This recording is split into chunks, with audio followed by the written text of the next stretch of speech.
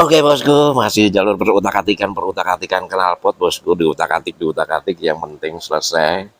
Kesempatan kali ini saya ada job riset ulang ZX25R yang versi terbarunya dari ProSpeed, nanti berbahan full titanium bosku. Jadi produk lokal, produk Indonesia bosku, tapi yang jangan dianggap enteng bosku. Kita akan persiapkan nanti makarya terbaik di tahun 2024.